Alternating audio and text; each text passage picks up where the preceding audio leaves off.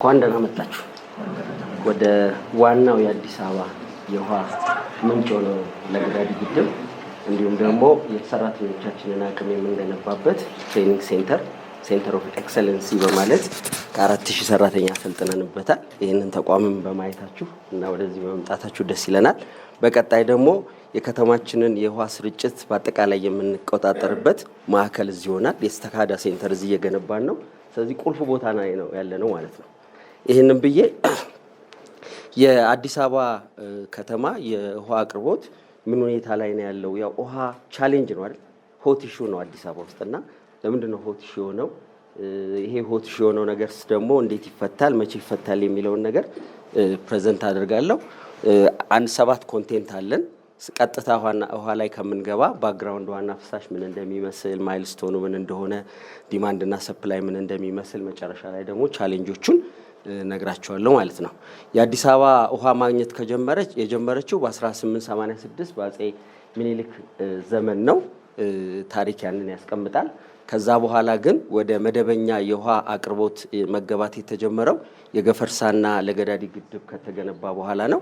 የለገዳዲ ግድብ በ1971 ኢናጉሬት እንደተደረገ በ63 ዓመተ ምህረት ማለት ነው ኢናጉሬት እንደተደረገ የባለስልጣን መስሪያ ቤቱ ይሄ የአዲስ አበባ ውሃና ፍሳሽ ባለስልጣን የሚባለው መስሪያ ቤት በአዋጅ በ1968 በአዋጅ ቁጥር 68 1963 ባበሻ ወይም ደግሞ 1971 በፈረንጅ ባለስልጣኑ ተቋቁሟል። ሲቋቋም 2 አበይት መሰረታዊ ኃላፊነቶች ኤክስኪዩቲቭ ራይትስ ተሰጥተውታል። አንደኛ ሴፍ ኤንድ ኤዱኬት ዋተር ሰፕላይ ማቅረብና የዌስት ዋተር እና ስላጅ ዲስፖዛል ሰርቪስ መስጠት ናቸው።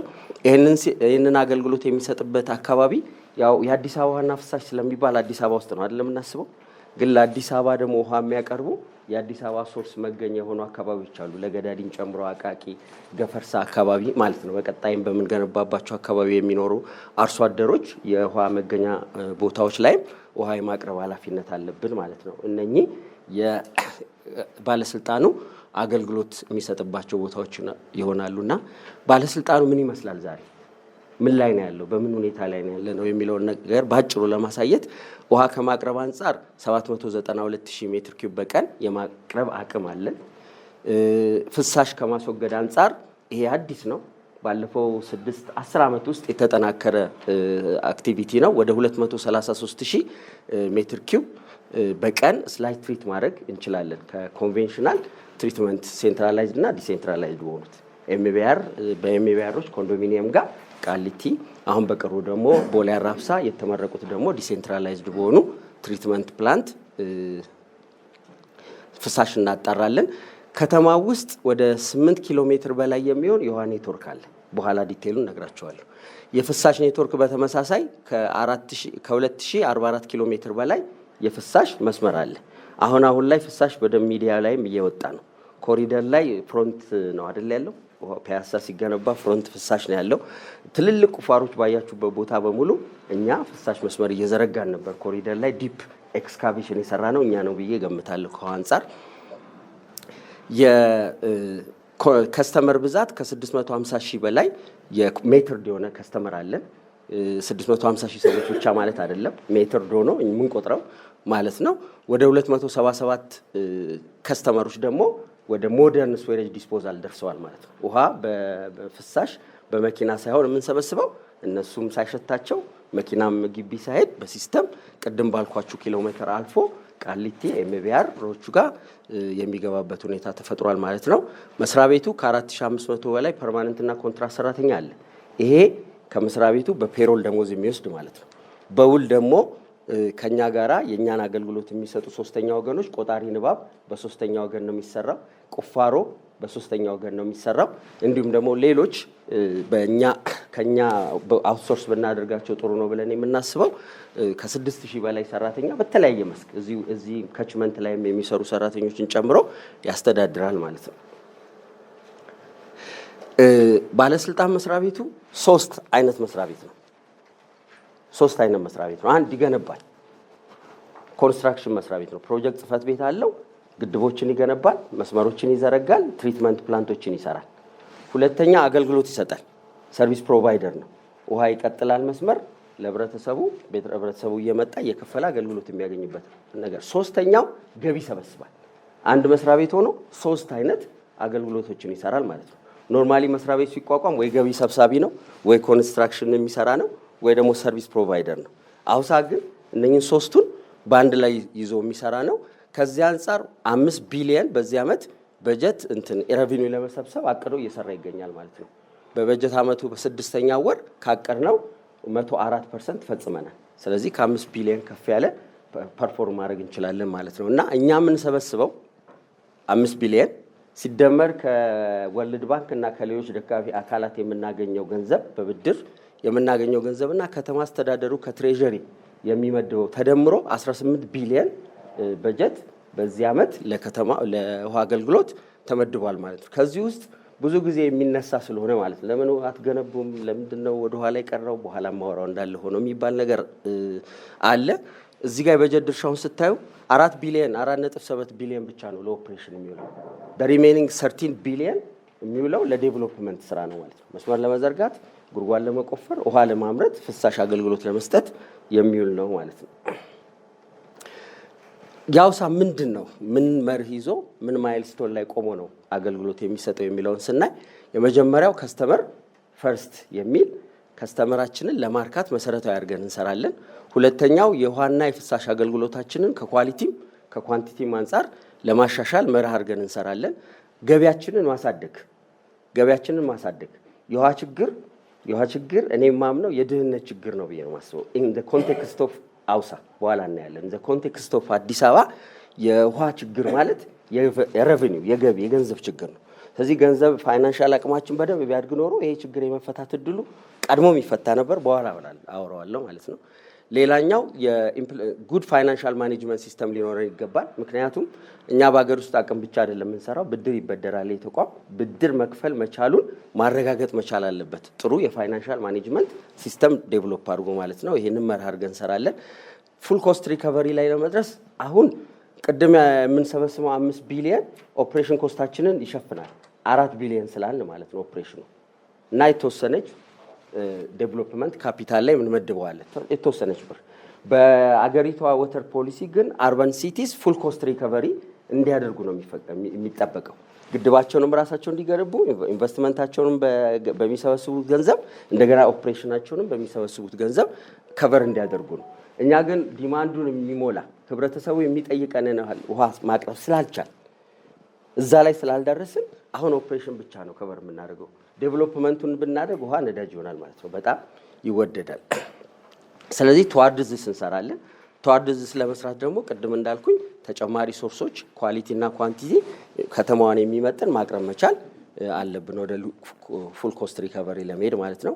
ሌላውና መሰረታዊ ወተር ሶርስ ፕሮቴክሽን ግድብ መስራትና ገንብቶ ኦፕሬት ማድረግ ኢትስ ኖት ያ ብቻ አይደለም ስራው። ግድቦች ፕሮቴክት ካልተደረጉ ሲልት ይሞላቸዋል። ጉድጓድ ላይ በኋላ አወራለሁኝ። ጉድጓድ ላይ በጣም ቻሌንጅ እየሆነ ነው። ጉድጓዶች እየደረቁ የውሃ መጠናቸው እየቀነሰ ግድቡም ፕሮፐርሊ ፕሮቴክት ካልተደረገ ከችመንት ጥሬ ውሃ ይዘቱ እየቀነሰ ይመጣል ማለት ነው። ጥሬ ውሃ ይዘቱ ከቀነሰ ደግሞ ማምረት ያለበትን አያመርትም። ስለዚህ ወተር ሶርስ ፕሮቴክሽን ላይ መርህ አድርገን እንሰራለን። ሌላ ኢምፓወሪንግ ኤንድ ኢንሃንሲንግ ዘ ካፓሲቲ ኦፍ ስኪልድ ኢምፕሎይ መፍጠር። ይሄ ሴንተር ኦፍ ኤክሰለንስ አንዱ ያቋቋመበት ምክንያት ይሄ ነው። የኦፕሬሽን መስሪያ ቤቶች ምን ይፈልጋል? ከስተመር ሰርቪስ ስለሚያደርጉ በየጊዜው ማሰልጠን፣ በየጊዜው ማይንድ ሴት መስራት ይፈልጋል። ያለበለዚያ ካልቸራችን ጥሩ አይደለም፣ የሲቪል ሰርቪስ ካልቸራችን እና በዛ ካልቸር የሚገባ ከሆነ መሰላቸትም ይኖራል። ያ እንዳይኖር ሪፍሬሽ እያደረጉ በየጊዜው ካፓሲቲ መገንባት ያስፈልጋል። እንደገና ደግሞ ኢምፓወር ማድረግ ራሱን ችሎ እንዲሰራ በእያንዳንዱ ፖይንት ላይ ቁጥጥር ሳይሆን ኃላፊነት የመስጠትን ነገር መርህ አድርገን እንሰራለን። የውሃ አቅርቦታችን ጋር ስንገባ ወደ ዋናው ርዕስ ቅድም እንደገለጽኩትኝ የከተማው የውሃ አቅርቦት አቅም 792,000 ሜትር ኪዩብ በቀን ነው። ይሄ 792,000 ሜትር ኪዩብ በቀን አቅም ግን ቻሌንጅድ ይሆናል። ይሄ በባሊ እንደምናሰራጨው አይደለም የሚሆነው። አንድ ቦታ ላይ አድርገን ወስደን እንደምንሰጠው አይደለም የሚሆነው። አንድ ሶርሱም ደግሞ ሰስተነብሊ በአንድ ዓመት የሚሰጠውን በሚቀጥለው ዓመትም እየሰጠ የሚሄድበት ነገር የለም። በተለይ ከግራውንድ ወተር ፕሮዳክሽን አንጻር በጣም ቻሌንጅድ እንሆናለን። የፕሮጀክቶች ከተጠናቀቁ በኋላ ዲዛይን የተደረጉትን ካፓሲቲ ያለመስጠት በግሩፕ ራን በሚደረጉበት ጊዜ ጉድጓድ ይቆፈራል፣ ኢንዲቪጁዋሊ ቴስት ይደረጋል። ይሄን ያህል ሜትር ኪዩብ ይሰጣል፣ እዚህ ጥልቀት ላይ ይገኛል ተብሎ ፓምፕ ይገባል። አጠቃላይ ፕሮጀክቱ ሲያልቅ ግን በአንድ ጊዜ 16 20 ጉድጓዶች በሚነሱበት ጊዜ ጉድጓዱ የመቀነስ ሁኔታ ያጋጥማል። ስለዚህ ዲዛይን የተደረገውን ካፓሲቲ የማይሰጥበት ሁኔታ ይኖራል። ስለዚህ ፕሮጀክት ሰርተን ወደ ስርጭት ካስገባን በኋላ እንደገና ፕሮጀክት የምንሰራበትን እድል የሚፈጥርበት ሁኔታ አለ። ሌላው ፕሮቪዥን ኦፍ ፓወር ሰፕላይ ለገዳዲ ታስታውሱ እንደሆነ እዚህ መታችሁ ከሆነ በ2013 ተመርቆ በክብርት ከንቲባ ፉል አገልግሎት መስጠት የጀመረው ግን እዚህ ሲር ነው። አምና መጨረሻ ላይ 2017 መብራት የገባለት ሁሉ ነገር አልቆ ማለት ነው። ያ እስኪሆን ድረስ እዚህ ጋር እንደምታዩት አይነት ጄነሬተር 2 ጄነሬተር አለ። ጊዜ ቢኖር ታዩት ነበር። በሰዓት ይሄ ወደ 2000 ሊትር ይወስዳል። በሰዓት 2000 ሊትር መውሰዱ ብቻ አይደለም፣ አገልግሎት መስጠት የሚችለው 8 ሰዓት ነው። 24 ሰዓት ጄነሬተር መስራት አይችልም፣ ይግላል። ምክንያቱም ጄነሬተሩ ሲገዛና ሲተከል መሰረት አድርጎ የተተከለው ስታንድ ባይ ነው። ችግር ሲኖር እስከ 8 ሰዓት ድረስ መብራት ተመልሶ ሪከቨር እስኪያደርግ እንዲሰራ ነው። መብራት በሌለ ጊዜ 24 ሰዓት ለማሰራት አይቻልም። ይሄ በመሆኑ ምን ይሆናል? ዲዛይን ያደረግነውን ካፓሲቲ የማምረት አቅም አይኖረንም ማለት ነው። ስለዚህ ያንን ይዘን እነኚህን ቻሌንጆች እንዲውር አድርገን በ2017 ልናመርት ያቀድነው 677000 ሜትር ኪዩብ በቀን ነው። ከዚህ ውስጥ 210000 ሜትር ኪዩብ ከ3 ግድቦች ከገፈርሳ ከድሬና ከለገዳዲ የሚገኝ ነው። ድሬና ለገዳዲ በጋራ በለገዳዲ ማጣሪያ ጣቢያ ነው የሚጣራና ወደ ከተማ የሚሄደው በአንድ መስመር፣ የገፈርሳ ደግሞ በዌስተርን በኩል ራሱን ችሎ ነው የሚሄደው ማለት ነው። ሌላው 467000 ሜትር ኪዩብ በቀን ከ240 ጉድጓድ ነው ተሰብስቦ ወደ ከተማ የሚገባው ማለት ነው። ወደ 145 የሚሆኑት ጉድጓዶች ያሉት ከተማ ውስጥ ነው። ችግር ያለበት ቦታ እያየን በዘላቂነት ችግር እስኪፈታ የዘላቂ መፍትሄ አይደለም፣ ፖኬት የሚባሉ ጉድጓዶች እየቆፈር ለሲቪየር ፕሮብሌሙን ለማቅለል የምንሰራው ማለት ነው። ወደ 147000 ሜትር ኪዩብ በቀን ድርሻ ያላቸው 145 ጉድጓዶች አሉ ማለት ነው። የቀረው ከአቃቂ ከለገዳዲና ከገፈርሳ ዌልፊልድ ነው የሚመጣው። 69% የከተማው የውሃ አቅርቦት ከርሰ ምድር ላይ ሊን አድርጓል። ይሄ ሽፍት ከጊዜ በኋላ ይመጣል። ቀደም ሲል የአዲስ አበባን በአብዛኛው መሰረት የሚያደርገው ግድቦቹ ላይ ነበር። ግድብ ላይ ሁሌም ማፈጻጸማችን እግዚአብሔር ክረምት ግድቦቹን ከሞላ ኤፊሽንሲያችን 100% ነው። ውሃው ከተጠራቀመ በጋ ላይ ብዙ የኦፕሬሽን ትሪትመንት ፕላንት አለ። ትሪትመንት ፕላንቱ ስታንድ ባይ ያለው የሁሉ ነገር ስታንድ ባይ ያለው አይቆምም፣ 24 ሰዓት አይቆምም።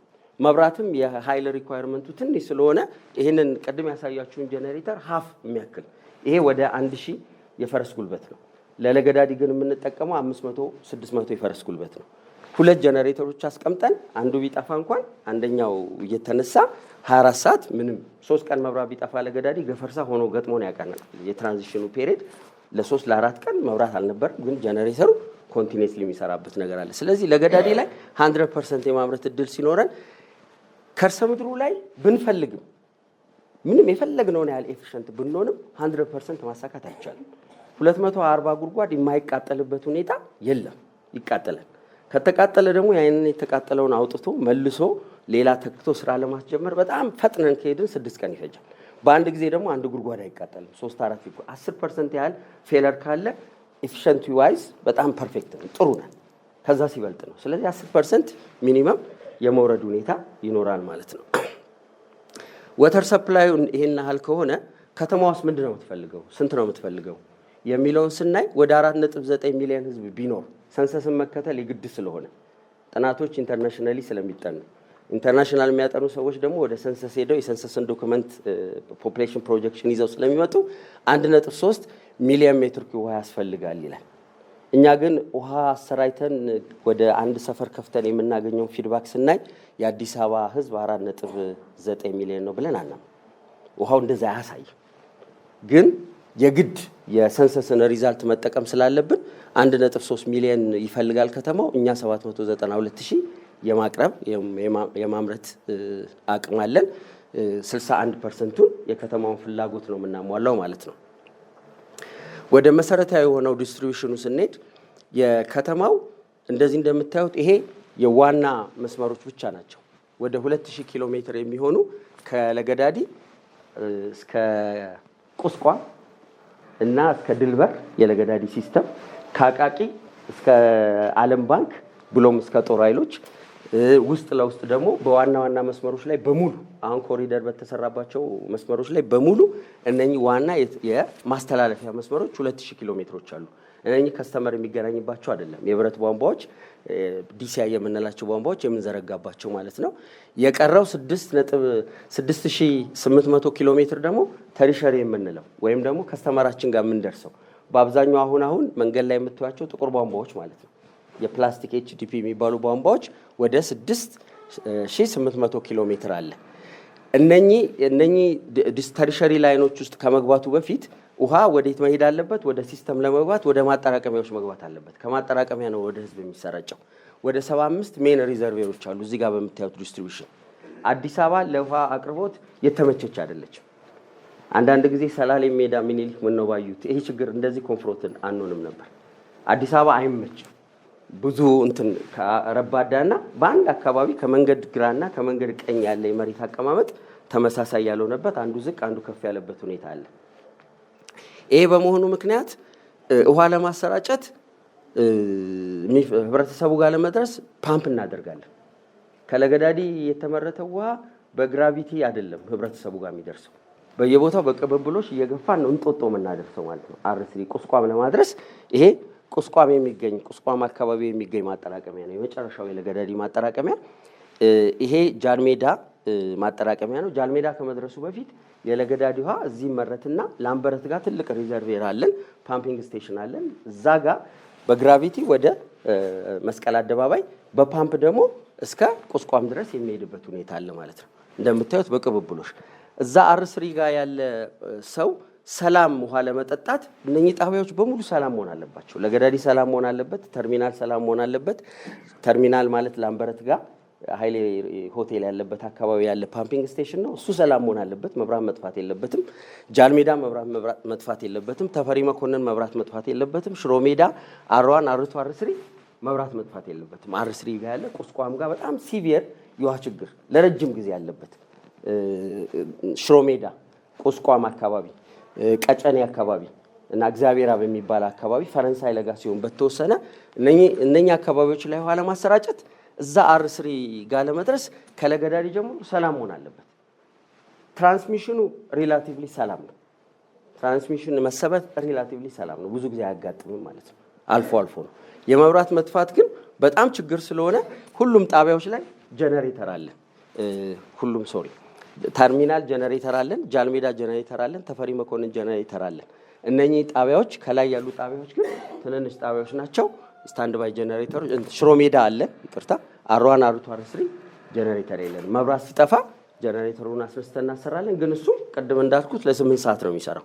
ሌላው ፈታኙ ነገር እዚህ ጋር የጋራ እንደው ምንድን ነው እያደረጋችሁ ያላችሁት? አንዳንድ ጊዜ ህብረተሰቡ የሚያነሳው ጥያቄ አለ። ይሄ ተፈሪ መኮንን የሚባለው ጣቢያ በጣም ገዢ ጣቢያ ነው። ተፈሪ መኮንን ግራቪቲ የሚወጣለት አለ። እዚህ ጋር 11000 ይላል። አሁን ላይ ኤግዛክትሊ 11000 በቀን ላይሆን ይችላል።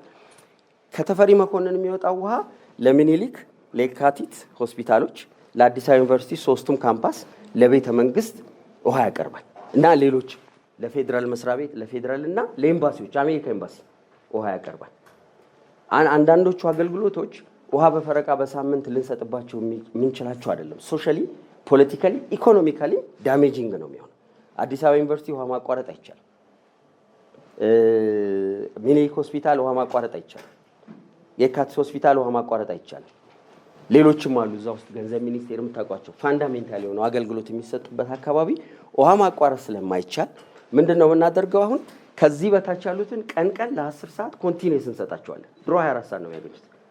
12 ሰዓት ነበሩ። የዛሬ ዓመት ብናወራ ነው ኖሮ 12 ሰዓት ነበር የሚያገኙት። አሁን ግን 10 ሰዓት ቀን እንሰጣለን። የቢዝነስ ኤሪያ ስለሆነ ማታ የእነሱን እናቋርጥና የቀረውን ውሃ ነው እዛ የምናሰራጨው። ቀን ላይ ለእነሱ ሰጥቶ ዲማንዱ ዝቅ በሚልበት ጊዜ እሁድና ቅዳሜ በሚሆንበት ጊዜ ተፈሪ መኮንን ትንሽ አቅም ስለሚኖረው የተረፈችውን ውሃ ወደ ላይ ፓምፕ የምናደርግበት ሁኔታ አለ ማለት ነው። ስለዚህ እዚህ ጋር የሚኖረው ህብረተሰብ ለሚፈልገው ዲማንድ ያህል አያገኝም ማለት ነው። ከፖፑሌሽን አንጻር ስናየው ደግሞ ይህ አካባቢ በጣም ጥቅጥቅ ያለ ብዙ ህዝብ የሚኖርበት አካባቢ ነው። ስለዚህ ነው አንድ ቦታ ላይ በሳምንት አንድ ቀን ነው ለምሳሌ እዛ ጋር የምንሰጠው፣ እዚህ ጋር ግን ኤቭሪዴይ ቀን እንሰጣለን። ቅድም ባልኳችሁ ምክንያት ቀን ኤቭሪዴይ የምንሰጠው ግን ለተቋሞቹና ተቋሞቹ አካባቢ ሲስተም አይዞሌት ማድረግ ላልቻል ነው።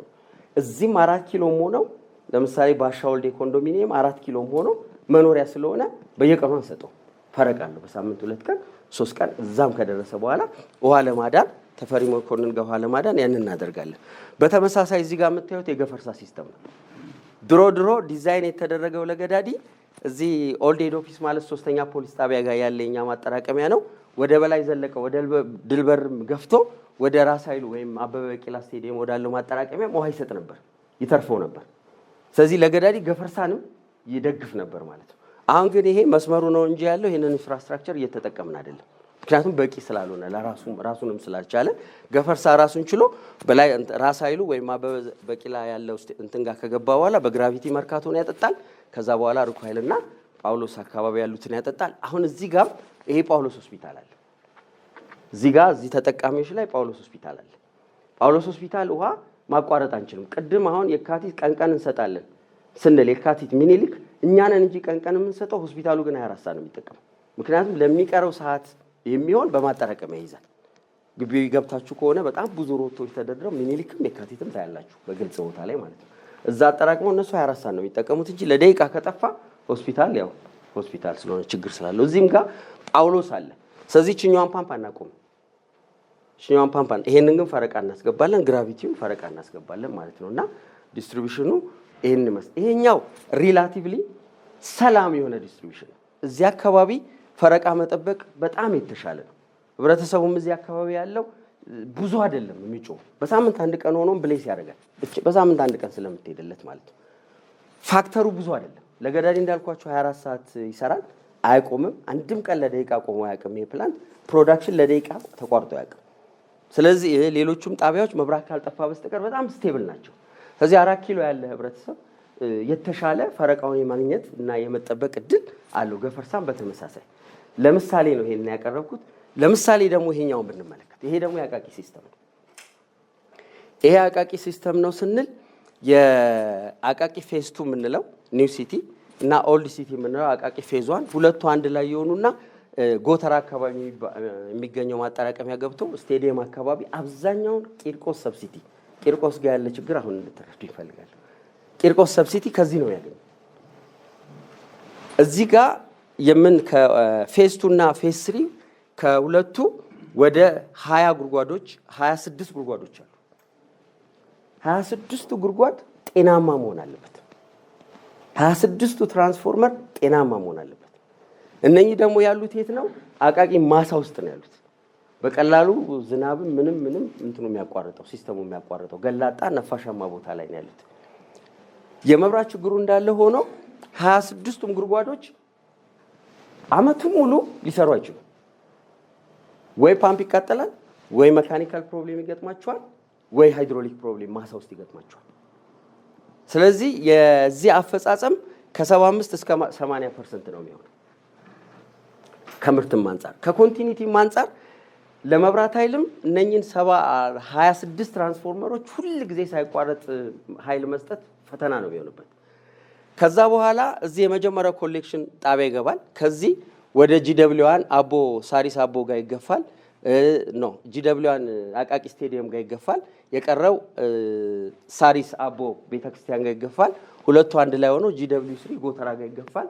ከጎተራ በፓምፕ ስቴዲየም አካባቢ፣ ለገሃር አካባቢ፣ ቂርቆስ አጠቃላይ በግራቪቲ ደግሞ ሳሪስ አካባቢ ውሃ እናሰራጫለን። ይሄ ሲቪየር የህብረተሰብ ቅሬታ ያለበት አካባቢ ነው። ውሃ ብናሰራጭም እንኳን በስርዓት አንደኛ በጣም ረጅም ነው፣ ሁለተኛ ሲቲ ሴንተር ውስጥ ነው። እንዳሁኑ ኮሪደር ሲመጣ ብዙ ነገር ሊቀል ይችላል፣ እኛም ፈተናችን ሊቀንስ ይችላል። በነባር ሰፈር ውስጥ ነው የሚሄደው። የመስመር መሰበር እድሉ በጣም ከፍተኛ ነው፣ ቢልት እየሆነ ያለ ኤሪያ በመሆኑ። ስለዚህ ውሃ ህብረተሰቡ ጋር ፈረቃ እናወጣለን። ይህንን ታሳቢ አድርገን እዛ ጋር የሚገጥመንን ቻሌንጅ ታሳቢ አድርገን ፈረቃ እናወጣለን። ፈረቃ መጠበቁ ላይ ግን ፈተና አለ። ፈረቃ እንሰራለን በስልክ እየደወልን ማዕከል ላይ ቅርንጫፎች አይደሉም፣ ማዕከል ላይ በአመት እስከ 124,000 ደንበኛ ጋር ይደውላሉ። ልጆች ምንም ንክኪ የሌላቸው ከቅርንጫፎች ጋር ከስርጭት ሰራተኞች ጋር ቁጭ ብለው ስልክ እየደወሉ ፒክ ቦታዎች እየመረጥን እንሰጣቸዋለን። ውሃ በፈረቃችሁ አግኝታችኋል አላገኛችሁም ብለው ይጠይቃሉ። በአማካኝ ያለን አቨሬጅ 83% ነው። ባለፈው 17% እኛም እያወቅን ውሃ አላገኘም በፈረቃው ማለት ነው። ይሄ ግን አቨሬጅ ስለሆነ ነው። ወደ እነኛ አካባቢ ስንመጣ ግን 70-75% ነው ፈረቃውን የምናሳካው ቢኮዝ ኦፍ ቅድም ባልኳችሁ የስርጭት ቻሌንጅ ምክንያት። ይሄ ለምንድን ነው የሆነው? አሁን የምንለው ነገር ለምንድን ነው የተፈጠረው? ለምንድን ነው ውሃ አንድ ጊዜ ከገባ ለገዳዲ ውሃ ከገባ በኋላ ለምንድን ነው ተመሳሳይ ውሃ የማያገኘው? ወደ 1727 ፈረቃ እንሰራለን እዚህ ሲስተም ውስጥ የዘንድሮ የመጀመሪያ ዙር 1727 ቫልቭ ይከፈታል። የሚከፍትና የሚዘጋው ደግሞ ሰው ነው። ሰው ደግሞ የራሱ እንትን አለው፣ ቻሌንጅ አለበት። ይሄ የሆነበት ምክንያት ምንድነው? ከተማዋ ዲዛይን የተደረገችው ቅድም ካልኩት ከአቀማመጧ የተነሳ 20 ፕሬሸር ዞን አለ። 20 ፕሬሸር ዞን አለ። ለምሳሌ ወደ ኋላ ብመልሳችሁ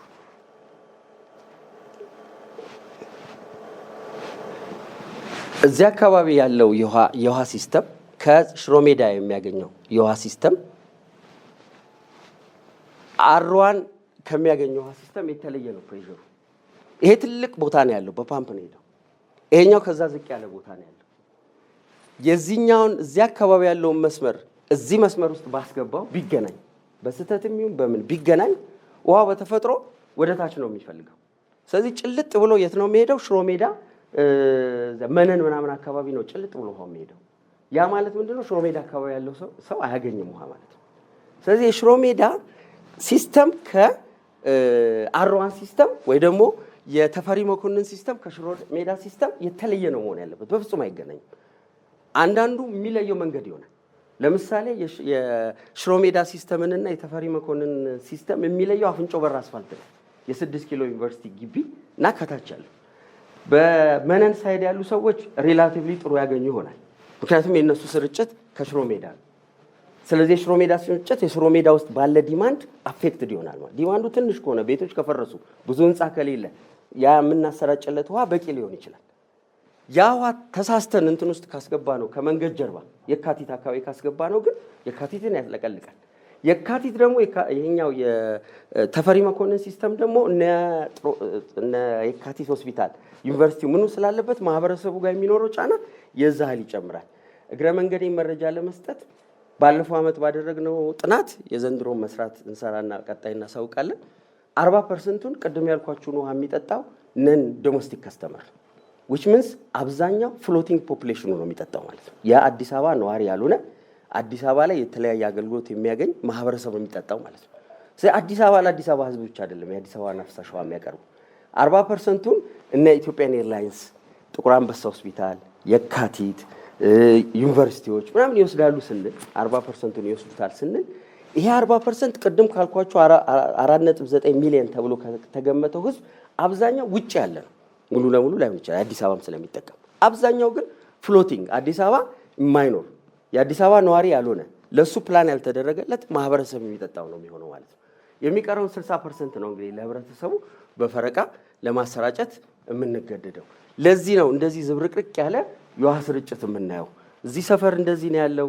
አንዳንዴ ድሮ ምን ይባል ነበር? ቦሌ የሀብታም ሰፈር ስለሆነ ቦሌ ውሃ አይጠፋም የሚሉን ነበር። እንደዛ አይደለም። ቦሌ ለገዳዲ ስለነበር ቦሌ ለገዳዲ ነው ድሮ 100% ከለገዳዲ በግራቪቲ የሚሄደው ነው የሚያገኘው።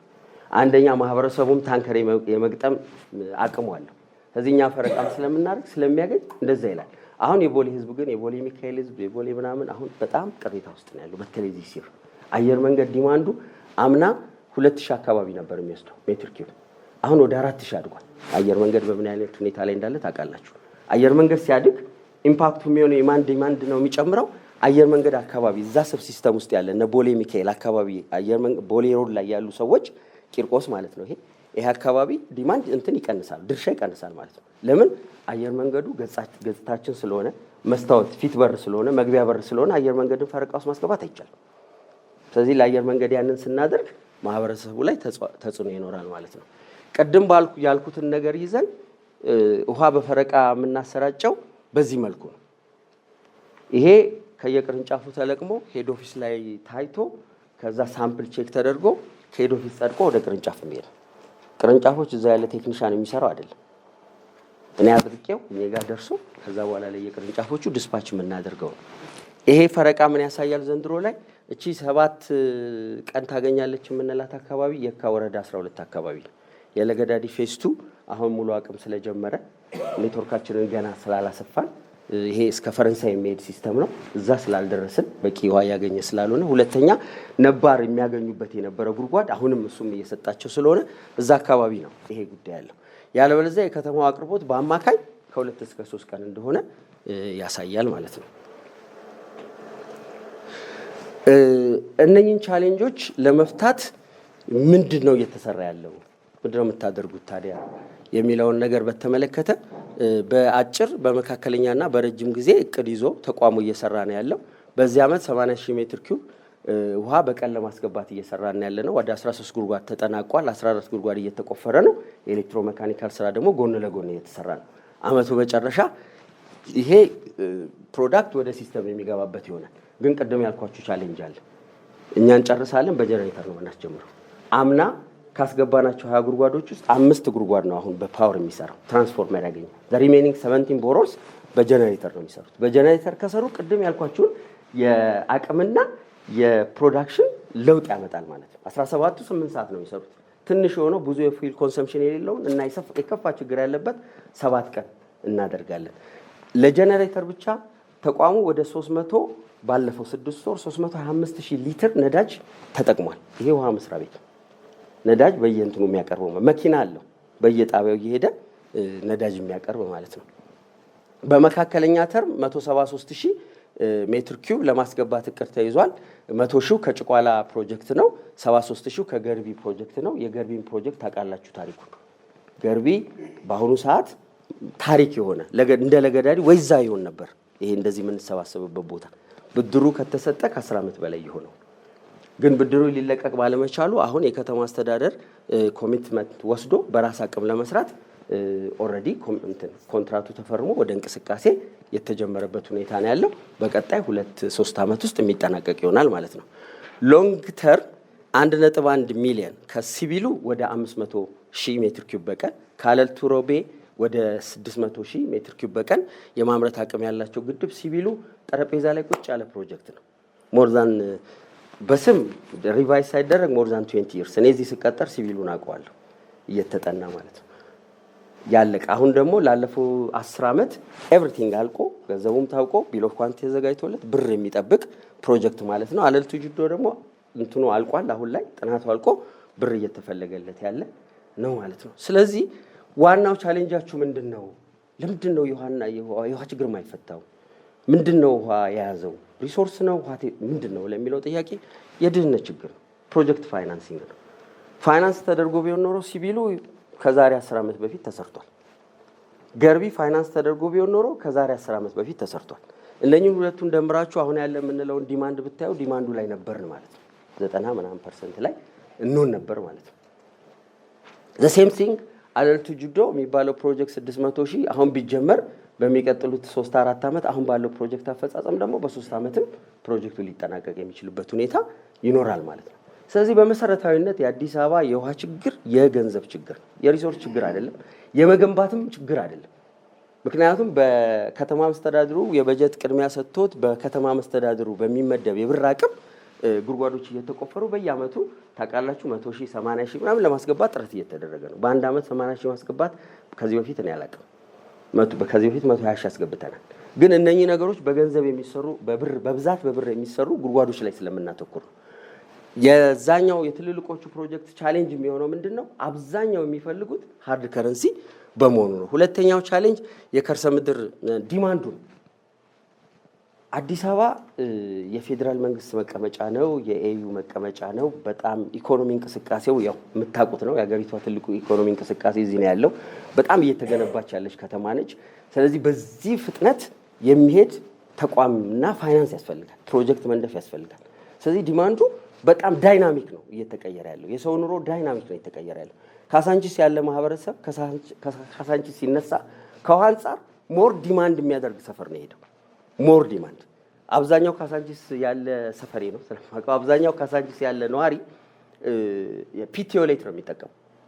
ውሃም ደግሞ በሩ ላይ ሃውስ ኮኔክሽን ነው የሚጠቀመው። ቤት ውስጥ ያለ ውሃ ሻወር ያለ ውሃ የሚጠቀም የተወሰነ ነው። አይታችሁታል ሰፈሩ ማለት ነው። አሁን እየገባ ያለው የት ነው? ኮንዶሚኒየም ነው እየገባ ያለው። ምን ዲማንድ እያደረገ ነው? ፍላሽ ቲዮሌት ዲማንድ እያደረገ ነው። ፍላሽ ቲዮ ላይ ዲማንድ አደረገ ማለት ሞር ውሃ ዲማንድ አደረገ ማለት ነው። እንደገና ሻወር ያለው ቤት ውስጥ እየገባ ነው which means የውሃ ዲማንዱ ይዛን ያለ ካሳንቺስ ተቸግሮ በባሊ ስለሚታጠብ በሳምንት አንድ ቀን የሚታጠብ ከሆነ አሁን ግን ውሃ ካለች በየቀኑ መታጠብ ይፈልጋል ሰው። ያ ማለት ደግሞ ሞር ዲማንድ ያደርጋልና ሁለተኛው ቻሌንጅ ወተር ዲማንዱ ነው። ሶስተኛው ግራውንድ ወተር ዋናው ሶርሳችን ግራውንድ ሆኗል። ሰስቴናቢሊቲ ደግሞ በጣም አስቸጋሪ ፈታኝ ሆኖብናል።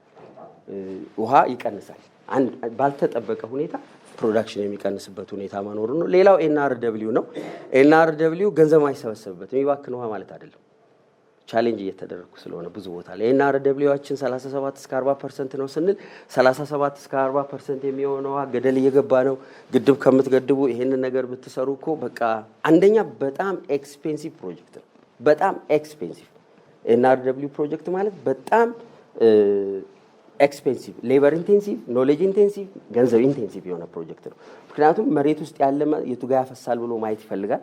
ቆጣሪ መቀየር ይፈልጋል። ቤት ለቤት እየሄዱ ዳታ መልቀም ይፈልጋል። ወተር ቲፍትን መፈለግ ይፈልጋል። የሚሰርቅ ሰው መፈለግ ይፈልጋል። ከዛ ውጪ ቅድም እንዳልኳችሁ አዲስ አበባና ፍሳሽ ውሃ የሚያቀርበው ለመጠጥ ብቻ አይደለም፣ ለእሳት አደጋ ውሃ ያቀርባል። ይሁላ እሳት ሲጠፋ አይናገርም ብዙ ጊዜ እሳት አደጋ ግን በጣም ውሃ የሚጠቀመው ውሃ ከዋና ፍሳሽ የሚቀርብ ነው። የኛ ቦቴዎች ይሰማራሉ ችግር ባለበት ቦታ በሙሉ ማለት ነው። ይሄ እንደ ገንዘብ አይሰበሰብም። ሁለተኛ ውሃ መገኛ አካባቢዎች በሙሉ ውሃ መስጠት አለብን። ገበሬው ውሃ ደጁ ጮርቃ እየጠጣኛ ውሃ እንትን ልናደርግ አንችልም። በመጠኑ ውሃ መስጠት አለብን። ይሄ ካውንት አይደረግም። ተቋሙ የሚጠቀምበት ውሃ አለና እነኚህ ተደምረው ነው ኤንአርደብሊው ከ37 እስከ 40% ይደርሳል የምንለው። የመጨረሻው ቻሌንጅ እቺንም ያለች በቁጠባ የምናዳረሳትን በፈረቃ የምናዳረስትን ውሃ ሰስተን እንዳናደርግ እያደረገን ያለው የፓወር ፕሮቪዥን እና የኢንተረፕሽን መብዛት። በአዲስ አበባ ከተማ ውስጥ ቅድም እንትን ላይ ግራፍ ላይ እንዳያችሁት የውሃ መሰረተ ልማት የሌለበት ሰፈር የለም። እነሱም ይነግሩናል። አዲስ አበባ ውስጥ ያለ ሰብስቴሽን ውሃና ፍሳሽ ኮኔክት ያልሆነበት የለም ይሉናል። ስለዚህ የትም ሰፈር ውሃ ጠፋ መብራት ጠፋ ማለት እዛ ሰፈር ላይ ውሃ ተቋርጧል ማለት ነው። አንዳንዱ ማህበረሰቡ የማይረዳን መብራቱ የሚጠፋው አቃቂ ነው፣ ውሃ የሚጠፋው ቂርቆስ ነው። ስለዚህ መብራትማ አለ ቂርቆስ እኮ ተሻሽሏል፣ አቃቂ ለምን መብራት ትላላችሁ ይሉናል። እና ይሄ ሌላው ቻሌንጅ ነው። መሰረታዊ ተቋማችን ቻሌንጅ ይሄ ነው። ጊዜ ከወሰድኩኝ ይቅርታ። በጣም አመሰግናለሁ። ቴንክ ዩ